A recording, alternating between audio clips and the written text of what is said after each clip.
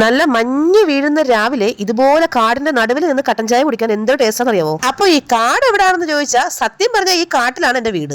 ബിദ്രയിലുള്ള അമ്മ വീട്ടിലെ 4 സൈഡിലും മുതുക്ക് മരങ്ങളാണ് ഗൈസ്. കൂടുതൽ നേരം അവിടെ നിന്ന് കറങ്ങിയ വല്ല ചുള്ളിയും ഓടി തലയിൽ വീഴുമെന്ന് അച്ഛൻ. എന്താണെന്നറിയില്ല, പിള്ളേരെല്ലാം എന്നെ പോലെ ആയിപ്പോയി. ഇതേ ചെയ്തോട്ട് രാവിലെ ഇരുന്ന് കട്ടൻ ചായയും മിച്ചറും തട്ടുന്നുണ്ടേ. ബുദ്ധി മാത്രം നിന്റേത് കിട്ടാതിരുന്നാ മതിയെന്ന് അമ്മ.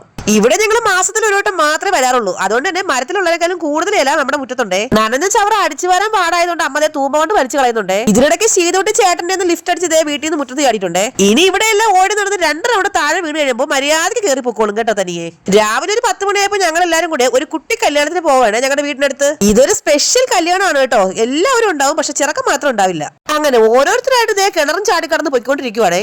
ഇവിടെ മഴ പെയ്തിട്ട് ഫുള്ള് പായലാണ്. സൂക്ഷിച്ച് നടന്നില്ലെങ്കിൽ വായുടെ ഫ്രണ്ടിൽ ഓട്ട മാത്രം ഉണ്ടാവുള്ളൂ, പല്ലുണ്ടാവില്ല. ദൈവമേ, ഞങ്ങള് കാത്തോളിയെന്നും പറഞ്ഞ അച്ഛൻ വലിയൊരു ഇറക്കം ഇറങ്ങി പോകുന്നുണ്ടേ. വണ്ടി ഓടിച്ചത് അച്ഛനാണെങ്കിലും ടെൻഷൻ മുഴുവൻ ഞങ്ങൾക്കായിരുന്നു കേട്ടോ. ഫംഗ്ഷൻ നടക്കുന്നിടത്ത് ടേബിളിൽ നിറയെ മധുര പലഹാരങ്ങളും ഫ്രൂട്ട്സും ആയിരുന്നേ. അതിന്റെ തൊട്ടടുത്തിരുന്ന് വീഡിയോ എടുത്ത ഞാൻ ദൈവമേ എനിക്ക് കൺട്രോൾ തരണേന്ന് പറഞ്ഞിട്ടാണ് ഇരുന്ന് വീഡിയോ എടുത്തത്. ശീതോട്ടെ ഞാൻ മടിയിൽ തന്നെ ഇരുത്തിക്കായിരുന്നു കേട്ടോ. വെളിയിലെങ്ങാനും വിട്ടെങ്കിൽ അവളോട് പള്ളി പെരുന്നാൾ നടത്തും. ദേ ഈ ഇരിക്കുന്നവരെല്ലാം എന്റെ നാട്ടുകാരാണ് കേട്ടോ. സത്യം പറഞ്ഞ ആ ഒരു തെറ്റ് മാത്രമേ ഞങ്ങൾ ചെയ്തിട്ടുള്ളൂ എന്ന് അവിടെ ഇരുന്ന് ആരോ പറഞ്ഞത് ഞാൻ കേട്ടായിരുന്നു കേട്ടോ.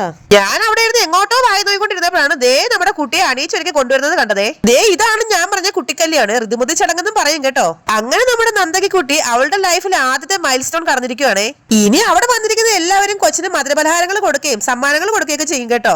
ഫംഗ്ഷന് വന്നവർ എത്രയുണ്ടോ അവരെല്ലാവരും കുട്ടിക്ക് മധുരം കൊടുത്തു കേട്ടോ. ഇടയ്ക്ക് കൊച്ചിനൊന്ന് റെസ്റ്റ് കൊടുക്കാൻ ഞാൻ കയറി അവിടെ ഇരുന്നാലെന്ന് വിചാരിച്ചതാണ്. പിന്നെ ഞാനെങ്ങാനും ഇത്രയും മധുരം കഴിച്ചിരുന്നെങ്കിൽ ആകെ ഉള്ള ഒരു കിളിയും പറഞ്ഞ് അവിടെ എങ്ങാനും കുത്തിയിരിക്കേണ്ടി വന്നേനെ. അങ്ങനെ മധുരം കൊടുക്കലും സമ്മാനം കൊടുക്കലും കേക്ക് കെട്ടിയാലും എല്ലാം കഴിഞ്ഞ് ദേ നമ്മുടെ കുട്ടി പട്ടാളത്തിന്റെ കുറെ ഡാൻസും പാട്ടും ഒക്കെ ഉണ്ടായിരുന്നേ. അങ്ങനെ അവിടുത്തെ ഭക്ഷണമൊക്കെ കഴിച്ച് ഞങ്ങൾ നേരെ തിരിച്ച് ആയൂർക്ക് വീട്ടിൽ വരാൻ വേണ്ടി ഇറങ്ങിയപ്പോ പുഴ ഏതാ റോഡ് ഏതാന്ന് അറിയാൻ പറ്റാത്ത അവസ്ഥ. അതുമാതിരി മഴ. റോഡില് ഫുള്ള് മണ്ണിടിച്ചിലും വെള്ളക്കെട്ടും മരങ്ങൾ വീഴക്കും ഒക്കെ ഒരു ബഹളം തന്നെ ആയിരുന്നു കേട്ടോ. പൈസ കയ്യിൽ ഉണ്ടായിരുന്ന സമയത്ത് ഒരു വള്ളം മാറ്റെങ്കിൽ തുഴഞ്ഞെങ്കിലും പോവായിരുന്നു. ഇതിപ്പോ എങ്ങനെ വീടെത്തുമെന്നോ എനിക്കറിയാൻ വയ്യ. അപ്പൊ നമ്മുടെ ചാനൽ സബ്സ്ക്രൈബ് ചെയ്യാൻ മറക്കരുതേ. ടാറ്റാ.